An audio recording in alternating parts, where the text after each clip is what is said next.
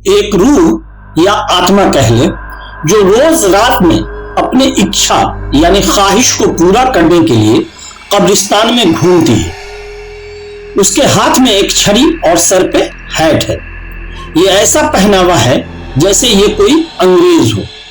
ये सचमुच एक अंग्रेज था और इसकी मौत लगभग 117 साल पहले हो चुकी थी, मगर ख्वाहिश है कि इसकी मौत के बाद भी मरने नहीं देती। यानी हम कह सकते हैं कि आत्मा अभी तक अतृप्त थी। उम्मीद करता हूं दोस्तों आप सब अच्छे होंगे, मेरे कहानी का इंतजार करते होंगे। मैं आपके लिए मेहनत करके कहानी चुनता हूं, लाता हूं, बनाता हूं। मेरे इस मेहनत को आपके एक लाइक और शेयर से हौसला अफजाई हो सकती है। तो क्या आप अपने डर का सामना करने के लिए तैयार हो, जो आपको रात में जगाए रखेगा? तो लाइट बंद कर दें और एक कंबल पकड़ लें, क्योंकि चीजें ड्रामनी होने वाली है। तो चलते हैं कहानी की तरफ।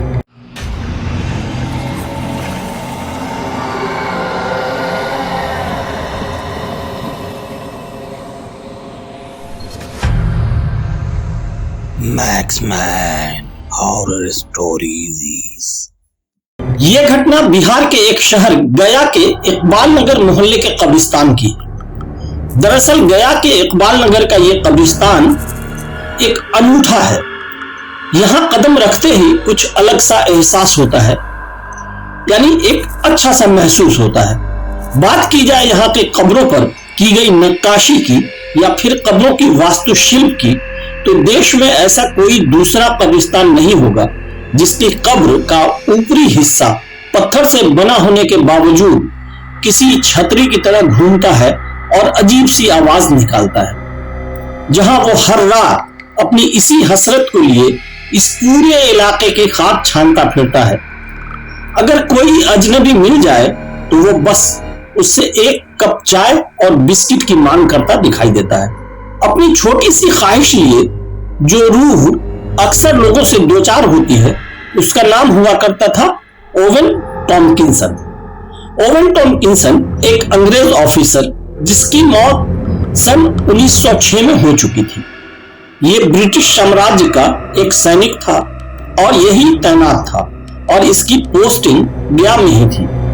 जब यहां एकाएक हैजा फैला और 47 साल का ओवेन 19 सितंबर 1906 में इसी हैजे की चपेट में आया और उसकी आकस्मिक मौत हो गई और यही उसे कब्र नसीब हुई।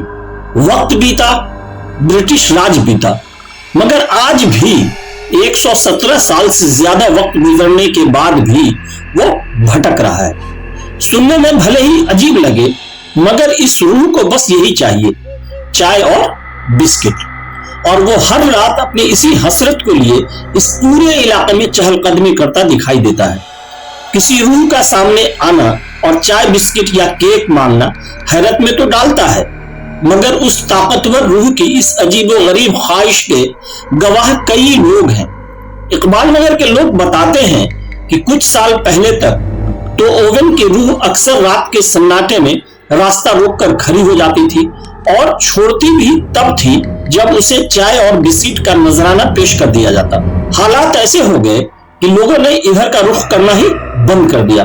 कुछ लोग डर जाते थे और कुछ लोग उसे वादा करके भागने में जान छुड़ाने की कोशिश करते थे। जबकि इस कब्रिस्तान में ज्यादातर कब्रें छोटे बच्चे की हैं। ओवेन का हर रात भटकना और अपनी अनोखी मांगों को लेकर लोगों को परेशान करना बीच में इतना बढ़ गया था कि हद ही हो गई। लोग बताते हैं कि इसी रास्ते पर एक बार अपने टमटम पर सवार होकर एक फकीर बाबा गुजर रहे थे, जिनका नाम था चांद साहब, यानी चांद बाबा। चांद बाबा वो अपने टमटम पे जा रहे थे, तभी अपनी आदत से लाचार ओवेन ने उनका भी रास्ता रोक लिया और अपनी वह पुरानी ख्वाहिश दोहराई, यानी चाय और बिस्किट। चांद साहब ओवेन को पहचान गए और वादा कर गए कि कल वो आएंगे उसकी अजीबोगरीब चाहत को पूरा करने के लिए। वो चाय बिस्किट के साथ कल गए तो जरूर थे, मगर उन्होंने उसको बांध दिया और उसकी रूह को फिर से दफन कर दिया। तो क्या इससे यह समझा जाए कि किसी हादसे का शिकार हुए ये अंग्रेज परिवार अपने किसी बच्चे की अधूरी ख्वाहिश पूरी करने के लिए ऐसा करता है। ऐसा तय करना तो मुश्किल है, मगर ये सच है कि अगर उस अंग्रेज आत्मा की टक्कर आज भी किसी से हो जाती है और वो चाय या बिस्किट या केक मांग बैठता है, तो या तो उसे चाय या बिस्किट देना पड़ता है या फिर सुबह पहुंचाने का वादा करना पड़ता है। तभी उस आत्मा से मुक्ति मिलती है, यानी कि वो छोड़ता है। आशा करता हूं कि ये कहानी आपको अच्छी लगी हो।